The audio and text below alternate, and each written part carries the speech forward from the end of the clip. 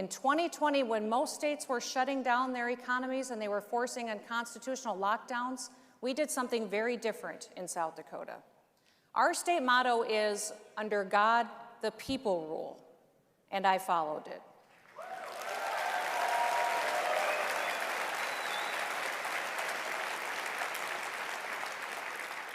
As governor, I believe that the best way to fight a danger in our country was through an informed and free American people who made decisions for themselves. I refused to use unconstitutional powers.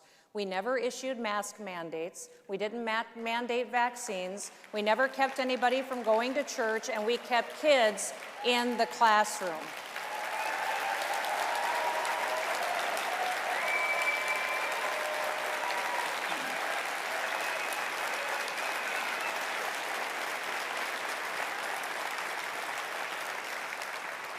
I didn't arrest or ticket or fine a single individual for exercising their basic rights. South Dakota was the only state that didn't even define what an essential business was. Every business is essential.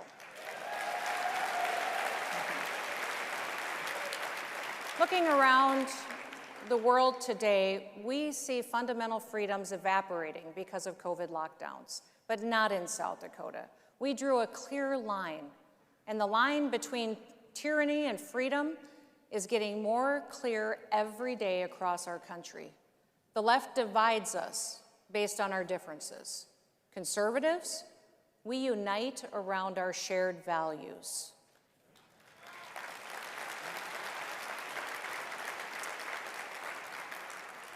The left crushes free speech. Conservatives celebrate free expression. The left says America is racist and that it's evil. Conservatives know America is not the sum of our past mistakes. The left says only an elite class of so-called experts is smart enough to solve our problems. But conservatives know that everyone can contribute and that experts are often the last group who should be put in charge.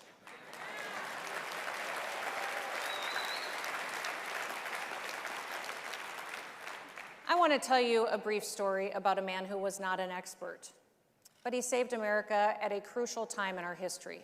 In Boston, there was approximately 11,000 British soldiers occupying the city during the Revolutionary War. Now, George Washington's ragtag army of Continentals surrounded them, but they were outnumbered and outgunned. The Americans carried only their personal muskets. They didn't have any cannons. They didn't have any ammunition. General Washington knew that as soon as the warmer weather would come, they'd be in trouble. Now, the British, they were going to break out of Boston when it warmed up, storm his position, and that they would end the Revolutionary War. But then a 25-year-old bookseller named Henry Knox came to General Washington with a proposal. Now, Knox had never been in combat, but he had plenty of common sense. He was self-educated in military matters. He sold books for a living, but he read them too. Now, Knox volunteered to lead a group of individuals to retrieve cannons that were recently captured at a fort in New York. Knox and his team traveled to that fort. They disassembled 59 different pieces of weapons. They loaded them onto boats and shipped them 30 miles across Lake George. In fact, the lake froze solid just as they reached the other side. Next, they loaded these cannons up onto sleds, they hitched them up to oxen, and dragged over 60 tons of artillery over 300 miles of frozen rivers and mountains. And they did it in less than 2 months. On St. Patrick's Day, 1776, with Knox's guns in place, General Washington and his troops forced the British to evacuate Boston, and America won the battle.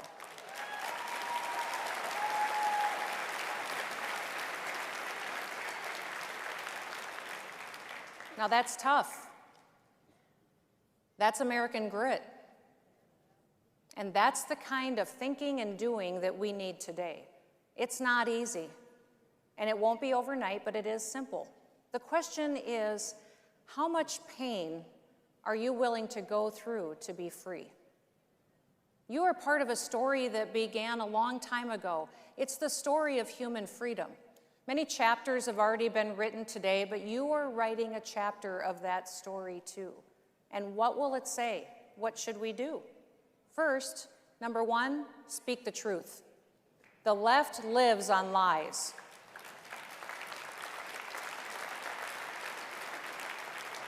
It's part of their power to frighten people into falling in line. Take that power away. No one in this room is afraid to speak the truth, but we all know people in our lives who are. So I need you to encourage them, strengthen them.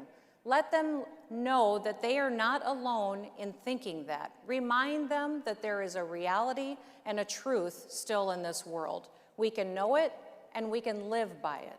It sets us free and it makes us happy. Second, never give up.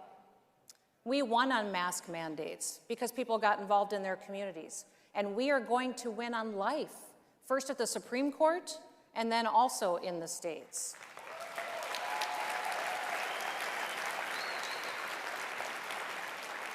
And when we do, it will be because thousands of ordinary people across our country simply said, enough.